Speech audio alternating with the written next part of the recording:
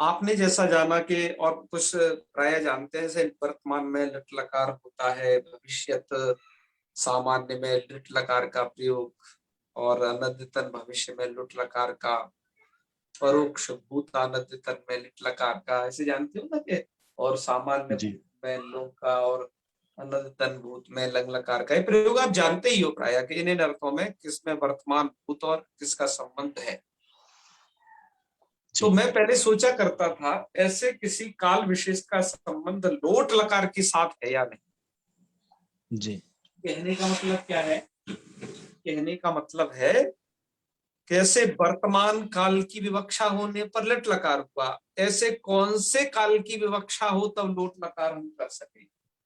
जी तब इसके लिए ये जानना नितांत आवश्यक है कि लोट लकार में और लिंग लकार में, और एक अंतिम है लृंग लकार, इन तीन लकारों में काल का कोई संबंध नहीं किया गया। ये बात ध्यान रखें, जी इनको जी सामान्य न रखा गया है। ठीक है जी ना, यहाँ पर जी काल का कोई संबंध है नहीं। तो ये बात लोट आपको लंग और रिंग में। सबसे पहले। जी ठीक है जी श्याम जी। जी जी जी जी जी अब आइए पढ़ते हैं। तो लोट लकार होता किन अर्थों में है, तो सबसे पहले हमने अर्थ देखना प्रारंभ किया कि लोट च, ये सूत्र है।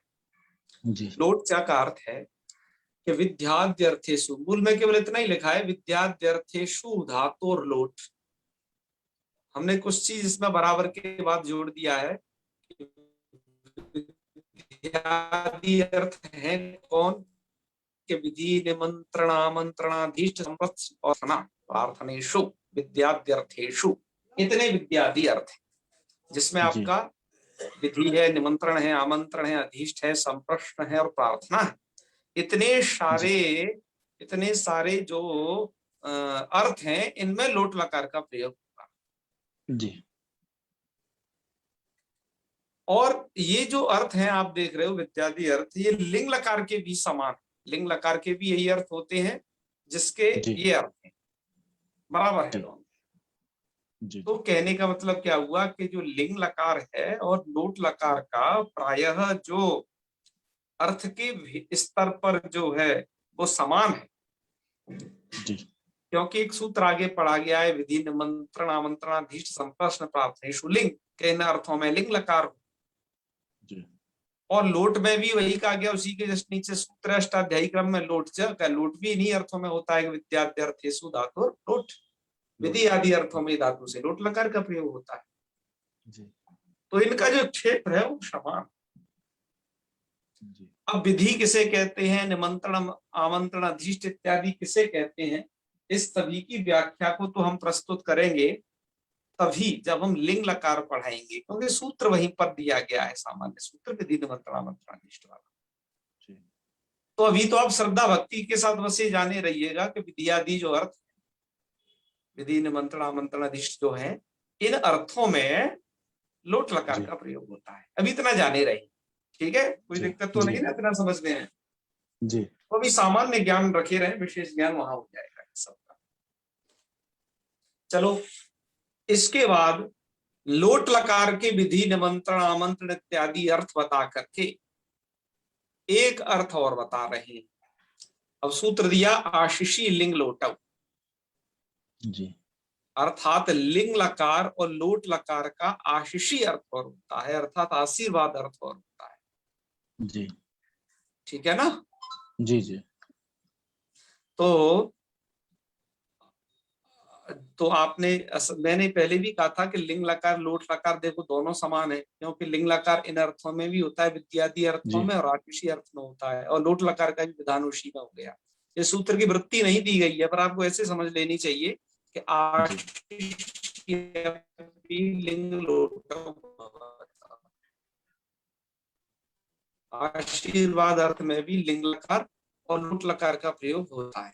ठीक है। जी जी जी आशीषी किसे कहते, आशीर्वाद अर्थ कहते किसे, उसके लिए बहुत सारे टीकाकारों ने अलग अलग दिया है। आशीषी शब्द का अर्थ क्या होता है, हमने थोड़ा इसको इस तरीके से लिखा, प्रतीक्षा है वो होते, उसे कहते हैं आशीर्वाद।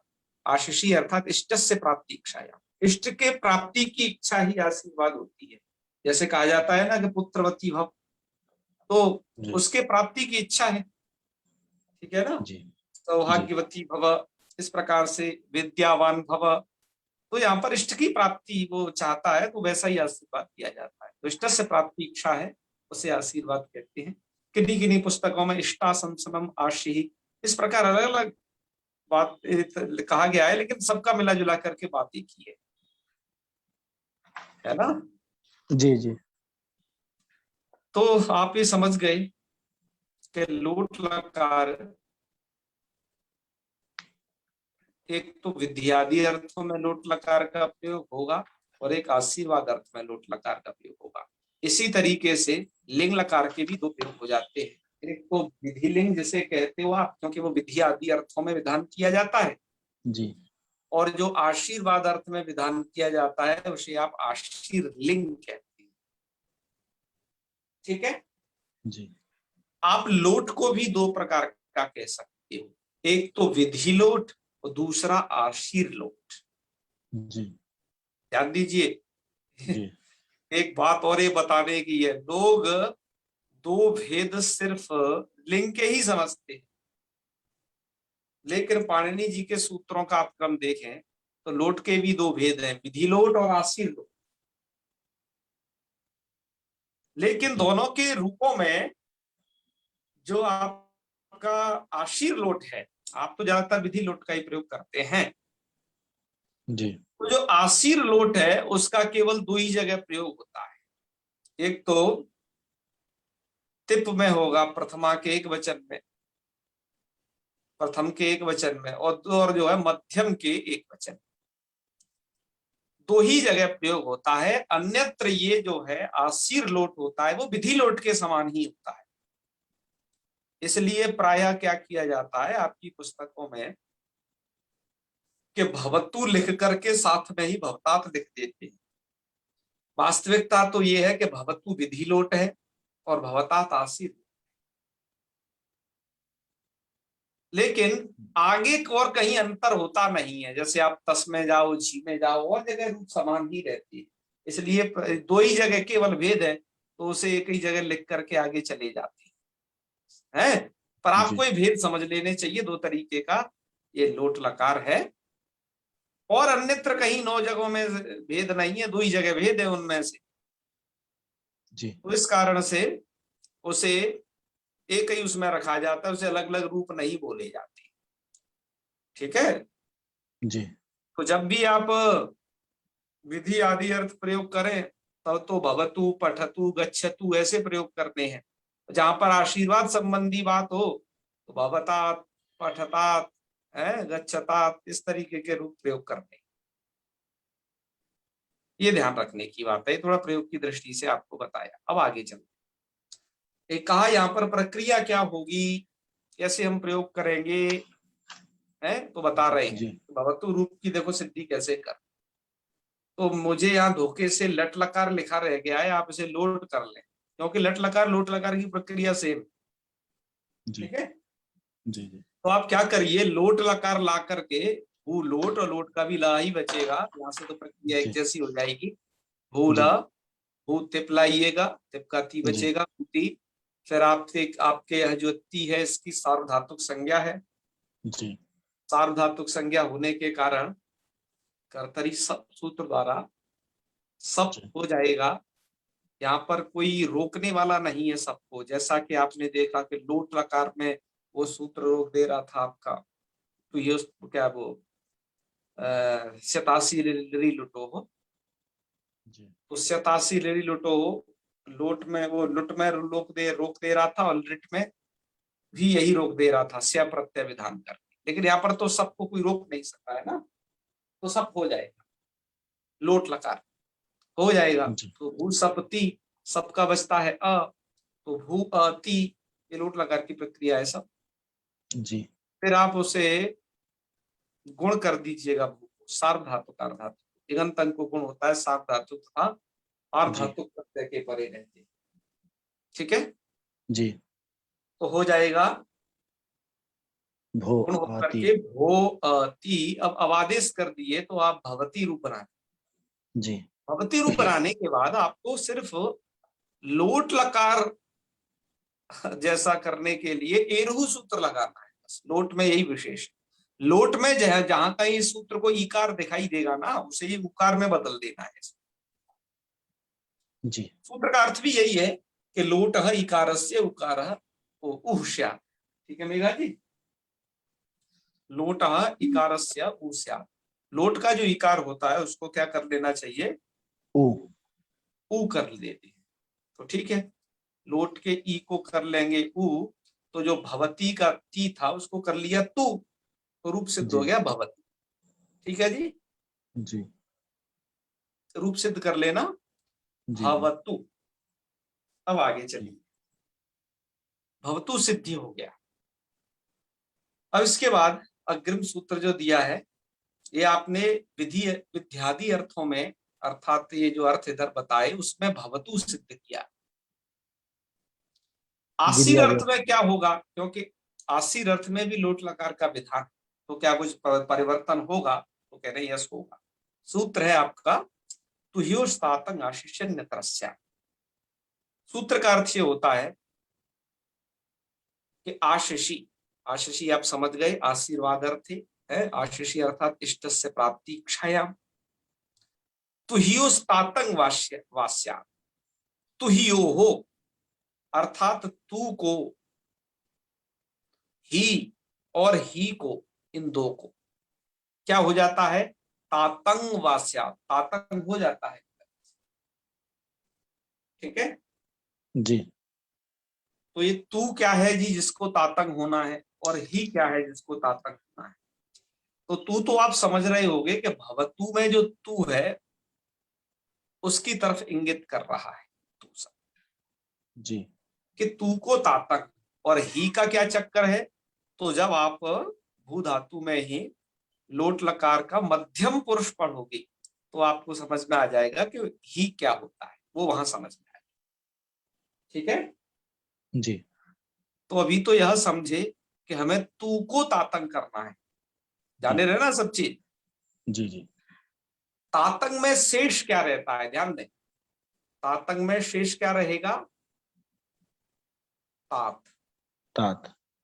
नकार की हो जाएगी हलंत्यम जी से संज्ञा, अकार की हो जाएगी उपदेश से बुद्धि से जन्माष्टक जुनान से से। संज्ञा। हालांकि तातक में जो अनुनासिक का निर्देश हमने जो किया है वैसा भीमसेन शास्त्री जी ने नहीं किया है। जी वो उसे उच्चारणार्थ मान करके संज्ञा कर देते हैं प्राचीन मतानुसार। जी लेकिन नब्बेयों का मत, नब्बे वैयाकरणों का तो जो मत है कि भले ही आपको उच्चारणार्थक जो शब्द है उनकी भी संज्ञा करनी है, तो मतलब उच्चारण और उच्चारणार्थों का क्या दिया, यदि आपको अपहार करना है, यदि उनको हटाना है, अश्रवण करना है, तो इत संज्ञा और लोप के द्वारा उनको हटाएंगे, अतः इत संज्ञा करना आवश्यक है। जी इस कारण से हमने उसे अनुनासिक किया हुआ है कि इत संज्ञा करके ही हटाएंगे उस आकार, तो तातंग का आकार भी हट जाता है, तात शेष रहता है। ठीक है जी। जी जी अच्छा, अब यह प्रश्न होता है कि चलिए हम यहाँ पर भवतु के तू को तातंग कर रहे हैं ना, जी तो तू को तातंग करें तो तू में तो दो वर्ण है, एक तो ता है एक ऊ है। जी इसमें से तातंग किसको होगा, क्योंकि हमारे पास नियम दो हैं। एक तो सूत्र है अनेकाल सित सर्वस्य,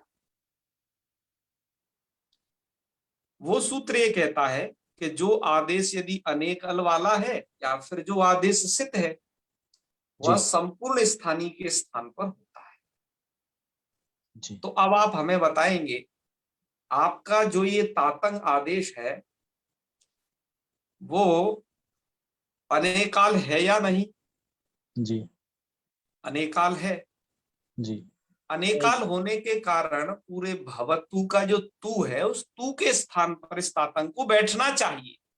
जी जी अच्छा, अब एक बात और बताइए कि आपका यह जो है तातंग जो आदेश है वो ङित है या नहीं। ङित, ङित मतलब उसके नकार की संज्ञा है या जी जी नकार की संज्ञा है ना, जी जी तो कभी आपने देखा ही। तो तातंग आदेश ङित भी हो गया तो आपने अच संधि में एक सूत्र और पढ़ा था अनेकाल से जी। सर्वस्व के जस्ट नीचे ङिच्च। गिच्चा। जी। वो सूत्र ये कहता था कि जो आदेश है ङिदने कालप्यंतस्यैव स्यात्, हाँ।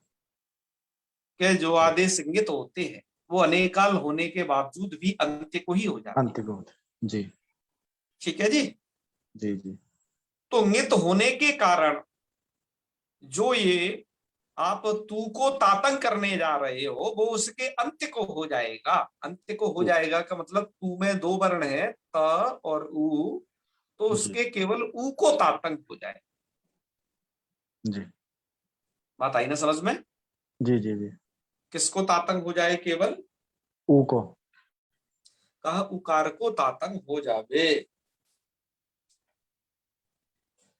अच्छा, अब क्या किया जाए भाई? हम कौन से सूत्र की बात माने? जी। यदि हम अनेकाल से सर्वस्व सूत्र की बात माने तो ये आदेश अनेकाल है, तो इसे जो है संपूर्ण स्थानीय के स्थान पर अर्थात पूरे तू के स्थान पर होना चाहिए। जी। यदि हम बात माने निश्चय सूत्र की तो ये आदेश क्योंकि अनेकाल होने के साथ साथ नित भी है, जी। तो नित होने के कारण इसे कहाँ होना चाहिए? ऊ को अंत में। अकेले ऊ को अंत्य को होना चाहिए। तो कौन से सूत्र जी। की बात मानी जाए? ठीक है, जी। इन दोनों में जो बलवान होगा उसकी बात मान लेंगे। जी। कहा बलाबल का विचार करोगे कैसे? कौन सूत्र में ज्यादा ताकत है, कौन सूत्र ज्यादा जो है कंप्लेंट पिया है ना? क्या कॉम्प्लेन होता है ना? हम्म। कैसे पता चलेगा कि इसमें ज्यादा ताकत? तो कहा इसके लिए एक नियम है, वो याद रखिए कौन से सूत्र में ज्यादा ताकत। वो नियम ये है, पर नित्य अंतरंग अपवादा नाम उत्तर उत्तरम बलिया। ये इस परिभाषा के द्वारा सूत्रों की ताकत का निर्णय होता है। ये सूत्र ये कहता है, वो ये परिभाषा ये कहती है कि पर नित्य अंतरंग अपवादानम उत्तर उत्तरम बलिया का अर्थ होगा कि पूर्व से पर बलवान होता है, उत्तर उत्तर बलवान है। जी। इसमें पूर्व शब्द भी जोड़ देना चाहिए, पूर्व से पर बलवान, और पूर्व और पर से नित्य सूत्र बलवान, पूर्व पर और नित्य से अंतरंग सूत्र बलवान, पूर्व पर नित्य अंतरंग से अपवाद सूत्र बलवान। अपवाद सूत्र सबसे ज्यादा बलवान। ये जी। परिभाषा हमने आपको पहले भी पढ़ाई है, थोड़ा याद करें पिछले प्रसंगों में। इस तरीके से व्याकरण शास्त्र में सूत्रों के बलाबल का निर्णय करना चाहिए। श्याम सुंदर जी बात समझ रहे हैं ना? जी। जी। जी।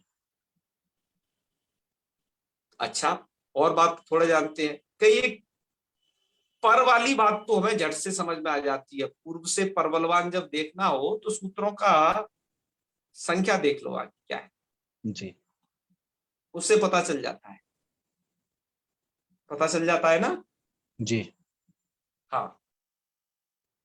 अच्छा, ये जानना बहुत सरल है। पूर्व से पर बलवान है, सूत्रों के आगे जो है फोन नंबर डले रहते हैं, इन फोन नंबर्स को जी। देख जाओ जी। तो तुरंत पता चल जाता है। ठीक है, कि कौन सूत्र पूर्व में है अष्टाध्यायी में, कौन सूत्र पर में है। जी। यदि वो पर वाला सूत्र है तो बलवान होगा। चलो, लेकिन पर से नित्य अंतर, पर से नित्य नित्य के जानने के लिए थोड़ा सा कुछ टेक्निकल पॉइंट है, वो हमने शायद पहले भी बताए हो या नहीं बताए होंगे, तो आगे जहां प्रसंग आएगा वो बता दें।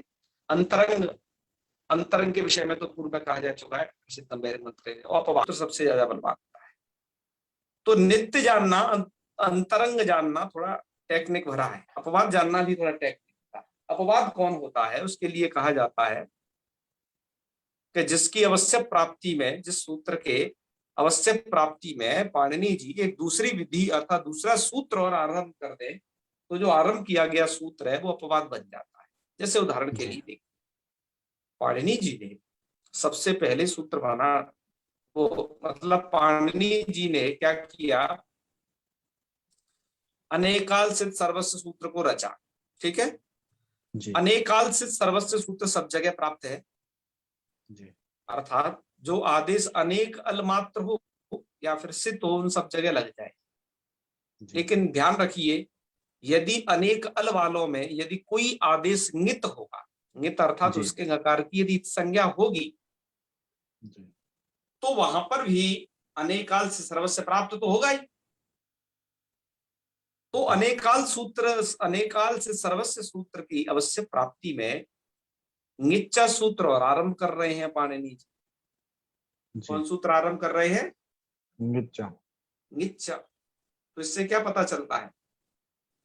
ङिच्चा है तो ङिच्चा सूत्र उसका बाधक बन जाएगा, उसको कहते हैं आप अपवाद। जी। व्याकरण की भाषा में, पाणिनि जी की भाषा में उसे कहिए अपवाद। जी। तो ङिच्चा सूत्र अपवाद है, क्यों? क्योंकि यह अनेकाल से सर्वस्व सूत्र जहां जहां प्राप्त है वहां ये लग रहा है, जी। सब जगह नहीं लग रहा है। उसकी अवश्य प्राप्ति में आरंभ किया गया, मतलब ङित जो होगा वह अनेकाल निश्चित होगा। जी। जी। क्योंकि अनेकाल का मतलब ही होता है कि एक अल से ज्यादा अल हो तो अनेकाल हो जाना है। तो इसलिए ये बताइए, ङिच्चा सूत्र इसलिए अपवाद सूत्र बन जाएगा अनेकाल से सर्वस्व का। या फिर आप ऐसे समझ सकते हैं कि अनेकाल से सर्वस्व सूत्र बहुत बड़े एरिया में लग रहा है, जबकि ङिच्चा सूत्र उसके एक छोटे से हिस्से में ही लग पाएगा। क्योंकि जो आदेश अनेकल के साथ, अनेकल तो है लेकिन वो ङित हो गया तो ङिच्चा सूत्र लग जाएगा। जी। ठीक है ना? जी। जी। तो अब आप यहां देखिए, आपका ङिच्चा सूत्र अपवाद हो गया क्या नहीं अनेकाल से सर्वस्व सूत्र का? जी। जब वो यदि अपवाद हो गया तो तो बलवान हो गया। अपवाद सूत्र बताओ सबसे ज्यादा बलवान होता है कि नहीं? जी। जी। अपवाद यदि सूत्र सबसे ज्यादा बलवान होता है तो अब आप बताएंगे अनेकाल से सर्वस्व और ङिच्चा में कौन बलवान? ङिच्चा। ङिच्चा सूत्र बलवान है क्योंकि वो अपवाद है। आपकी परिभाषा भी जी। इसी बात को कहती है कि पर नित्य अंतरंग अपवादानाम उत्तर उत्तरम बलीय। बोलिए। पूर्व से पर से पूर्व पर से नित्य अंतरंग और अपवाद सबसे ज्यादा बलवान होता है। जी। जी। तो अर्थात कहने का मतलब ये हुआ कि पर से भी ज्यादा बलवान अपवाद है कि नहीं? जी। ध्यान देंगे जी। मैं जी। क्या कह रहा हूं। पर से भी ज्यादा मतलब पर से बलवान अपवाद है या नहीं? जी। है। अच्छा, अब आप मुझे एक बात और बताएंगे, ङिच्चा और अनेकाल से सर्वस्व में पर कौन है? संख्या लिखी है, देख लो उसी के सामने। अभी आजकल को अगर 5 बजे आता है अनेकाल से सर्वस्व ङिच्चा में, सर्वस्व। हाँ, अनेकाल से सर्वस्व सूत्र पर है। जी। तो अनेकाल से सर्वस्व सूत्र पर भले ही है लेकिन पर से ज्यादा तो बलवान अपवाद होता है ना। जी। जी। तो पर से ज्यादा अपवाद बलवान होता है, ये बात सर्वविदित है। तो फिर काहे वरदराजाचार्य जी यहाँ पर इस पंक्ति को लिख रहे हैं परत्वात् सर्वादेश? परत्वात् सर्वादेश का ये मतलब है मित्रों कि तातंग आदेश पर है। तातंग आदेश क्या है? अनेकाल पर। से सर्वस्व के कारण पर है। तो पर होने से ये संपूर्ण के स्थान पर बैठ जाएगा अनेकाल से सर्वस्व की सहायता से। पर तो फिर परत्वात् सर्वादेश ये बात कैसे संगत होगी? क्योंकि पर से तो ज्यादा अपवाद बलवान होता है। जी। यहां पर तो परत्वात् सर्वादेशा की बजाय वरदाचार्य जी को लिखना था ङित्वात् अंत्यादेश। जी। ङित होने से यहाँ अंत्यादेश हो जाएगा। लेकिन यहाँ ध्यान देने की बात यह है कि यदि आप अंत्यादेश करोगे, अंत्यादेश का मतलब ये होगा कि भवतु ऊ क्या जो ऊ के तू स्थान है में उसके इस ऊ के स्थान पर तातंक करोगे तो प्रयोग बदल भवतात जाएगा रूप फिर तो। सिद्ध नहीं होने का है फिर, और ही कुछ जी। हो। जी। जी। बात आई ना समझ में? जी। जी। तो फिर ये कैसी बात कर दी इन्होंने परत्वात् सर्वादेशा, जबकि ये बात तो विदित है कि अपवाद तो सबसे ज्यादा बलवान होता है। तो परत्व तो हेतु यहाँ पर बन नहीं पाएगा उसकी बलवत्ता सिद्ध करने। जी। तो इसी बात को हमने संस्कृत में यहाँ लिख दिया है, इसे थोड़ा सा पढ़ते हैं, देखिए। परत्वात् सर्वादेशा को लेकर के लिखा है, ध्यान से पढ़ेंगे। तो यो स्थाने तातंग विधीयते। अत्रायं प्रश्नो यत् ङिच्च इति सूत्रम् अनेकाल्सित् सर्वस्य इति सूत्रस्य अपवाद सूत्रम वर्तते, है ना? ङिच्च अपवाद है ना? जी और अपवाद सूत्रम ही परसूत्रस्यापेक्षया परनित्यंतरंग अपवादानाम उत्तरोत्तरम बलीय इति परिभाषया तातंगादेशः तुह्योः उकार इकारयो स्थाने स्यात्। तो ये सूत्र तो सबसे ज्यादा बलवान है। तो तातंग आदेश को क्या होना चाहिए कि तू और ही के इकार और उकार के स्थान पर तातंग होना चाहिए था, जी क्योंकि अंत के स्थान पर करते फिर तो इच्छा से। जी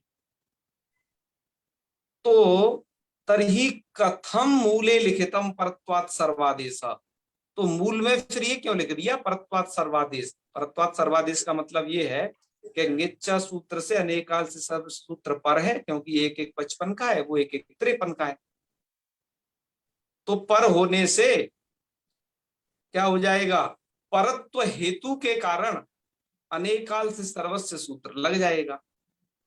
जी तो परत्व हेतु कब काम करता है? जब कोई पूर्व शास्त्र हो, लेकिन ये तो अपवाद शास्त्र है आपका ङिच्च, जी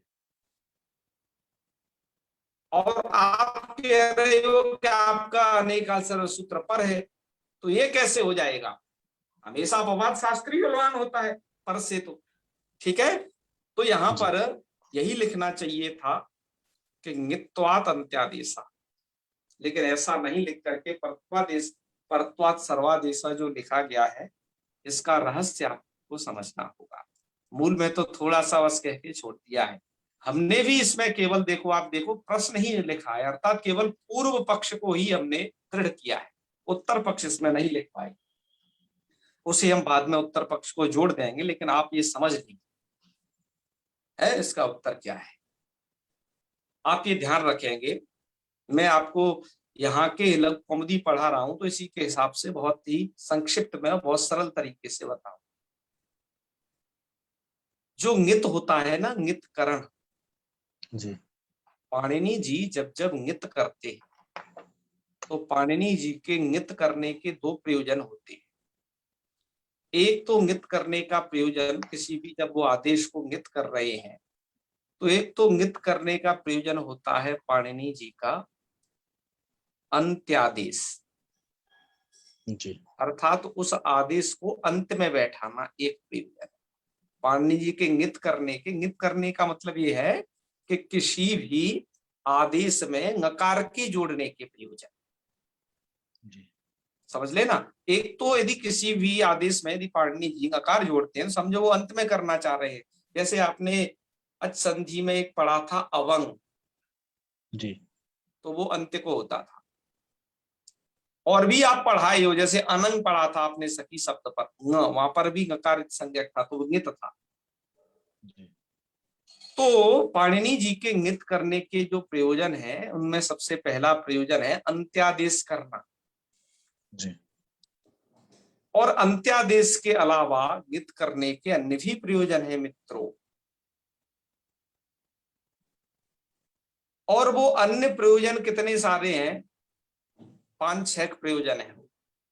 तो ङित करने के दो प्रयोजन हुए, एक तो अंत्यादेश करना, और ङित करण के प्रयोजन है कि कहीं पर गुण वृद्धि निषेध किया जाएगा आगे चल, कहीं संप्रसारण किया जाए।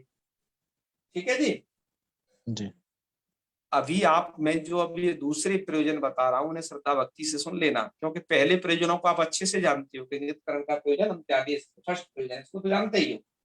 जी सेकंड प्रयोजन क्या है ङित करण का, कि कहीं पर संप्रसारण करना, कहीं गुण वृद्धि का निषेध करना, अन्य अन्य बहुत सारे प्रयोजन है ङित करण। ठीक है। जी अच्छा, तो पाणिनि जी, तो इसका मतलब ये हुआ कि पाणिनि जी जब ङकार जोड़ते हैं, तो कहीं तो उसका प्रयोजन उनका होता है केवल केवल अंत्यादेश विधान करना, जैसे अवंग और अनंग इत्यादि आदेशों में आपने पढ़ा। जी और तातंग में जो नित करने का जो प्रयोजन है वो वो अन्य है, वो अंत्यादेश नहीं है, वो अन्य प्रयोजन जैसे संप्रसारण करना, कहीं कहीं पर गुण वृद्धि निषेधित करना इत्यादि इत्यादि बहुत सारे प्रयोजन आपके टीकाकारों ने लिख रखे। तो अब क्या होगा श्याम सुंदर जी, ध्यान देना जी कि जब नित्यकरण के प्रयोजन अन्य होंगे, जी ये सेकंड नंबर वाले, फर्स्ट वाले नहीं, जब अन्य प्रयोजन होंगे तो ऐसी स्थिति में क्या होगा, ये जो निच्चा सूत्र है ये अपवाद की कैटेगरी में नहीं रह पाएगा। जी और जब नित्यकरण का प्रयोजन केवल अंत्यादेश होता है तब ये इस कंडीशन में अनेकाल से सर्वस्व सूत्र का अपवाद ही होता है, इस वाली कैटेगरी में जहां पर अंत्यादेश करना है। और जहां पर नित्यकरण के अन्य प्रयोजन है तो वो निच्चा सूत्र फिर वहां पर उसका अपवाद नहीं बन पाएगा। जी तो अपवाद नहीं बन पाएगा तो होगा क्या, निच्चा सूत्र सिर्फ उत्सर्ग सूत्र अर्थात सामान्य सूत्र रह जाएगा। जी तो सामान्य सूत्र रह जाने से निच्चा चरितार्थ है अवंग इत्यादियों में, वो चरितार्थ मान लिया जाएगा।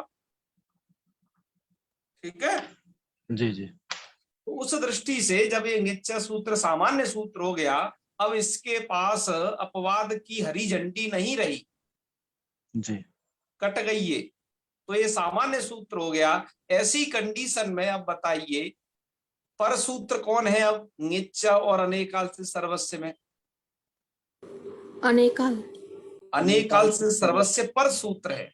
इसी को ध्यान में रखते हुए वरदराजाचार्य जी लिखते हैं परत्वात् सर्वादेश, इस सूत्र के पर होने के कारण सर्वादेश हो गया। कहने का मतलब क्या हुआ कि निच्चा सूत्र को अपवाद नहीं माना गया, क्योंकि निच्चा सूत्र उसी कंडीशन में अपवाद माना जाएगा जब नित्यकरण का प्रयोजन सिर्फ और सिर्फ अंत्यादेश करना हो। यहाँ पर अंत्यादेश करना सिर्फ प्रयोजन नहीं है, यहाँ पर तो आप आगे पढ़ेंगे कि नित्यकरण के अन्य ही प्रयोजन हैं लोट लकार में, जैसे कि कहीं पर गुण वृद्धि निषेध करना, कहीं संप्रसारण करना, ये आगे के आगे स्पष्ट होंगे। अतः मूल में लिख रहे हैं परत्वात् सर्वादेशा, इसलिए यहाँ पर परत्व होने के कारण सर्वादेश कर लिया गया।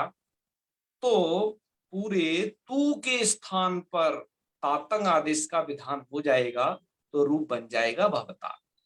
एक बात यहाँ ध्यान रखने की ये है, भवतात सिर्फ आशीषी अर्थ में रूप बनेगा, अर्थात आशीर्वाद अर्थ में रूप बनेगा भवतात, और विधि आदि अर्थों में ये भवतु बनेगा। इतना बस भेद आपको ध्यान रखना है, ठीक है ना? जी। तो आज का पाठ हम यहीं तक रखते हैं। भवतु भवतात की आपने सिद्धि कर ली। हमारा लोट लकार में लगभग 3 वीडियो बनेंगे, उसमें पूरा हो जाएगा ये। तो आपने भवतु भवतात समझ लिया है, और हमने यहाँ पर आज केवल पूर्व पक्ष लिख दिया है, इसको उत्तर पक्ष को बाद में हम इसमें जोड़ देंगे जो आज आपको बताया है उससे, ठीक है जी। अच्छा, एक बात और है कि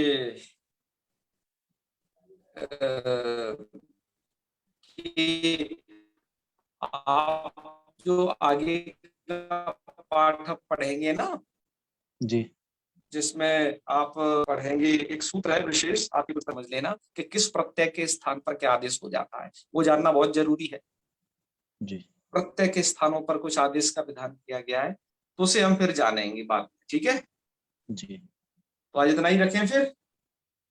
जी। चलो आज इतना ही रखना है, 8:30 बज गए, समय से समापन करते हैं जी, क्योंकि गर्मी बहुत हो रखी है, ठीक है। जी। जी। अन्य तरस्याम इति पदस्य कः अर्थ, अन्य तरस्याम विकल्प का पर्यायवाची है उमाकांत जी, अन्य तरस्याम अर्थात विकल्पेन भवति, ठीक है। तो चलो, और कुछ पूछ रहा है पूछ लीजिए, फिर हम करते हैं समापन। रायचरण जी आप पूछना चाहते हैं? श्याम सुंदर जी आप पूछिए। जी भैया प्रणाम। जी महादेव। ये मैं पूछ रहा हूँ, जैसे गिच्चा जो सूत्र है, हाँ जब जब गित अन्य प्रयोजनों में होगा, ठीक जी है, जी ये संप्रसारण इत्यादि, जी ऐसी स्थिति में ये अपवाद की कैटेगरी में आएगा, है ना? बिल्कुल बिल्कुल। तो ये अपवाद की कैटेगरी में किस विधि से आया? मतलब क्या ऐसी क्या विधि रही जो अपवाद में आया? कोई सूत्र देखो या कोई परिभाषा? हाँ, अपवाद कोई सूत्र कब होता है कि जब अपने अपवाद सूत्र का एक नियम बताया है अभी कि अपने जो उत्सर्ग सूत्र की आवश्यक प्राप्ति में जो आरंभ होता है उसको कहते हैं येन ना प्राप्ति यो विधि आरभ्यते शतस्य बाधको। जिसकी जी आवश्यक प्राप्ति में जिस शास्त्र का आरंभ किया जाता है तब वो अपवाद कहलाता है।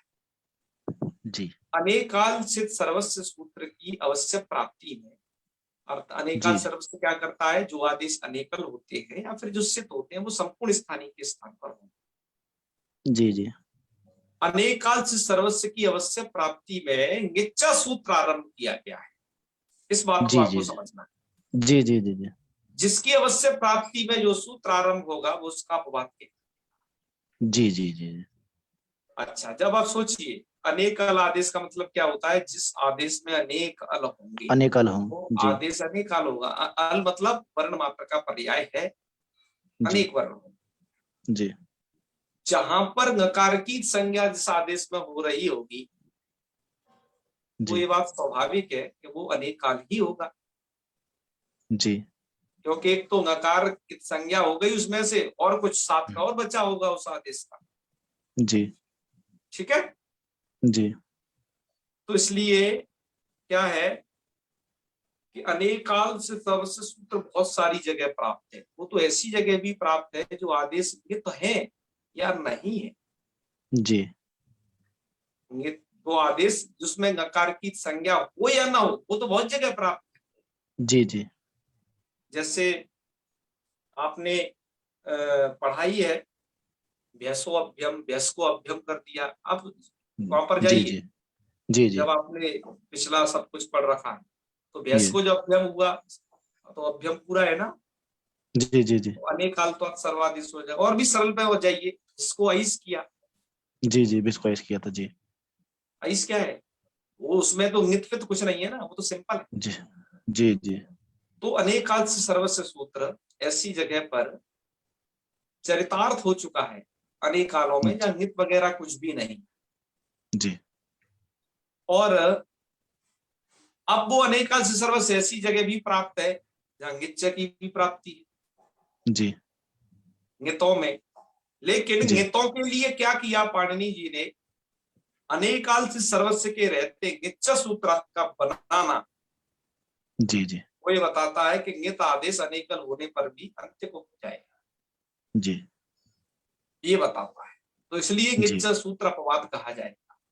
जी लेकिन जी अपवाद वो तभी कहा जाएगा, यहाँ पर ये बता रहे हैं इस प्रसंग में जो आज आपने पढ़ा, जी जी कि जब नित करण का प्रयोजन अंत्य ही हो।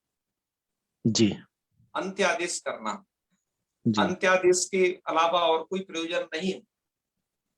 जी क्योंकि देखो पाणिनि जी जो अनुबंध जोड़ते हैं, ध्यान देंगे इस बात पर आप, पाणिनि जी जी की थोड़े स्वभाव को समझें। पाणिनि जी जी जो अनुबंध जोड़ते हैं उनके कोई ना कोई प्रयोजन होती है। जैसे आपने एक सूत्र पढ़ा था अत्यंत टकित। जी पाणिनि जी यदि किसी को टित करते थे तो वो चाहते हैं कि वो आगम होकर के आदि में बैठे, मतलब वो जी आगम कहलाता है। पाणिनि जी कित जी करते थे, पाणिनि जी का ये रहता है कि वो वही कित मान करके अंत में बैठे। जी तो पाणिनि जी आप ये देखते हो ना, चना मटर पीछे लगाते हैं उस प्रत्यय के, जबकि वो प्रत्यय में सुनाई नहीं देता है, उसे कहते हैं मनोबंध। जी बस इत संज्ञा की योग्यता वो कार्य के लिए जोड़े जाते, कार्यों जी के विधान के लिए सिर्फ जोड़े जाते, वो जी अनुबंध कहलाते। जी ठीक है ना। तो जब जी जी इसका प्रयोजन केवल नित्य के प्रयोजन बहुत सारे, जिसको हम दो विभाग में दो विभाग कर रहे हैं। एक तो नित्य करने का पाणिनि की प्रयोजन होता है, और नित्य के प्रयोजन नित्य आगे संप्रसारण का विधान होगा। कहीं कहीं पर एक सूत्र आगे आप तुरंत पढ़ोगे, गिकिंग तीचा सूत्र पढ़ोगे गुण वृद्धि निषेध के लिए अभी भू धातु में, वहां पर आपको पाणिनि जी खुद बताएंगे कि नित्यकरण के और क्या क्या प्रयोजन होते हैं। आप तो भी नित्यकरण का एक ही प्रयोजन पीछे पढ़ाए हो, नित्य। तो जहां पर नित्यकरण के अन्य प्रयोजन होंगे, तो ऐसी स्थिति में क्या होगा, नित्य सूत्र वहां पर एक सामान्य सूत्र बन के रह जाएगा। यदि खुद उसका प्रयोजन वैसा होता, अंत्यादेश विधान करना इत्यादि, तब वो अपवाद सूत्र बन करके वहां पर प्रस्तुत होता। जी, ठीक है ना? जी जी जी। तो वो अपवाद है, तो हमेशा नित नकार को देखे संज्ञक वहां दौड़ के नहीं आएगा। नित्य सूत्र, अब नित्य सूत्र को भी ये विवेक करना होगा कि कहां पर तो यह जो पाणिनि जी विधान नकार को अनुबंध जोड़ रहे हैं, उसका प्रयोजन कहां तो अंत्यादेश करना है, तो अंत्यादेश में तो खूब लगेंगे, नित्य कौन रोक रहा है। जी जी। अपवाद रूप में प्रस्तुत होकर के तब वो यहाँ वहां पर आएगा। और जब पाणिनि जी के नित्यकरण का प्रयोजन अंत्य आदेश करना नहीं है, उससे अन्य प्रयोजन है, जैसे मैंने बताया आपको, संप्रसारण या फिर गुण वृद्धि निषेध इत्यादि बहुत सारे जी। तो वहां पर वो बेचारा रुक जाएगा, हाथ जोड़ के खड़ा रहेगा, भैया यहाँ पर मेरा तो कुछ नहीं दाल गल रही है और क्या है, तो अन्य सूत्र आकर के वहां काम करेंगे, तो तब वो सामान्य सूत्र बन के रह जाएगा। जी ठीक है ना? जी जी। तो इस तरीके से आप इसका उत्सर्ग और अपवाद विवेक समझें। जी जी जी। ठीक है, तो इसी तरीके से आप समझे जो है आपको ये बताया है। जी जी। और अन्य पुस्तकों में भी आप इसे पढ़ सकते हैं, आपके विविध हिंदी टीकाओं में भी दिए, सिद्धांत कौमुदी में बड़ी बात विस्तार से है, अन्य टीकाओं में और भी ये प्रसंग अलग अलग तरीके से है। थोड़ा ये मन को भ्रमित करता है ये कि यहाँ पर हमें क्या करना चाहिए, क्योंकि एक पहली बार ऐसा हो रहा है कि अपवाद सूत्र किसी अन्य प्रयोजन के कारण यहाँ नहीं लग पा रहा है, अपने जो सर्ग सूत्र के द्वारा वो इस स्थल पर कैसे रुक जा रहा है, ये समझना थोड़ा यहाँ पर बेहद रोमांचक है? जी जी। और बताइए, आ गया ना समझ में कुछ बात? हाँ जी, हाँ जी, हाँ जी, अवश्य। हाँ जी, रायचरण जी आप क्या कह रहे हैं? जी भैया प्रणाम। हाँ हाँ, एक प्रश्न का उत्तर तो मिल गया, मेरा भी ऐसा ही कुछ प्रश्न था, लेकिन और एक प्रश्न है। जैसे मैं अभी आपको एक प्रश्न का बताता हूँ, बीच में एक प्रश्न पूछ लिया है टिप्पणी करके उमाकांत जी ने, अभी आप थोड़ा सा रुक जाइए बस। वो पूछ रहे हैं कि भद्रम भवतु या भवतात क्या प्रयोग करें। आप यदि आशीर्वाद कामना से दे रहे हैं, ठीक है ना, आशीर्वाद की इच्छा से, तो आपको भवतात प्रयोग करना चाहिए।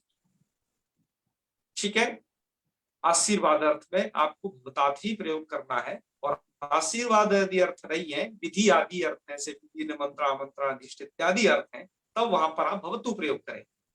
और मैंने अभी एक बात और बताई है, अभी विद्यादि अर्थों की मैंने व्याख्या नहीं की है, तो आप नहीं समझ पा रहे होंगे कि कैसे अर्थों में ये प्रयोग होता है। तो जैसे लिंग लकार और आएगा तो वहां पर विद्यादि अर्थों को भी स्पष्ट और कर देंगे। ठीक है, तो प्रयोग का विज्ञान और क्लियर हो जाएगा। दोनों एक ही समान अर्थ में होते हैं, चाहे लिंग लकार हो या लोक लकार हो। अब कहिए राइट जी, जैसे सूत्र में कह दिया गया है तू और ही को ही ये आदेश होगा, सातंग आदेश जो होगा तू और ही को ही आदेश होगा, तो ये इन सब की जरूरत क्या थी? तू के स्थान पर पूरे के पूरे स्थान पर हो जाता।